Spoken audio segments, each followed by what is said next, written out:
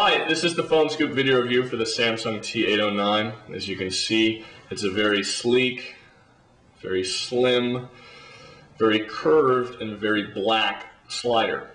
It's well sized, it fits very easily in large hands, and at the same time, it's smaller than its direct competitor, the Motorola Razr. Because it's a slider, unfortunately, it did develop a slight squeak through our extended usage. When pressing down on the thumb ridge just below the Samsung branding, the phone gives a bit of flex.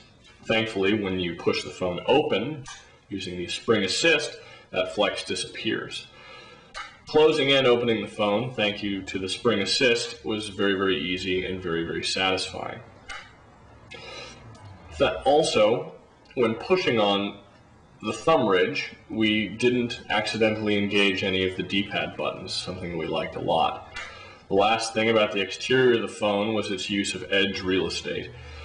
The volume, rocker switch, and power adapter port occupy the left side, whereas the right side just has one more port for the transflash slot. This sparse use of real estate makes it very easy to grip.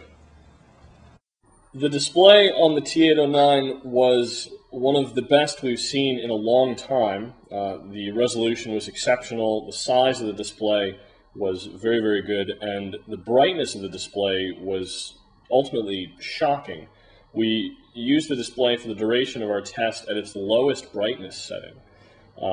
We found that turning it up, you'll see as we turn it up here, the brightness gets to a point where it's almost uncomfortable in a lot of situations, and running it all the way down at the bottom, we had no problems, which was in contrast to a lot of phones we've tested in the past.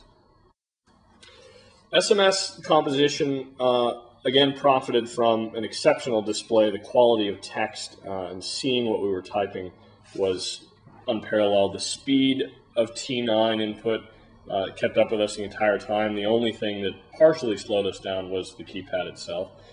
After typing in what we wanted to, we were able to select from either a recent log, an overall phone book, or entering a phone number manually.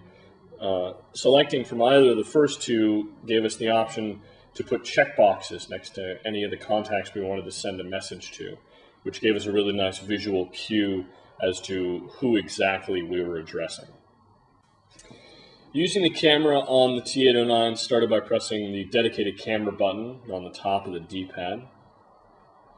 We had icons that represented the overall options menu, capture.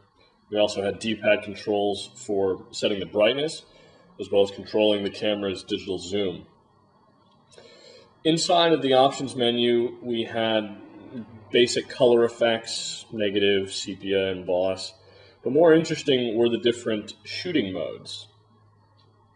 First, there was a multi-shot mode, which allowed for a very effective capture of high-speed subjects, 6, 9, or 15 consecutive shots at a normal or high setting. But even more interesting than that were the mosaic shot abilities. The mosaic shot started with selecting a given layout, and then one by one, you captured each section of that layout to create your overall composition.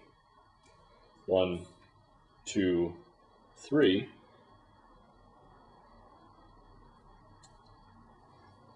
And then you could save the whole photo.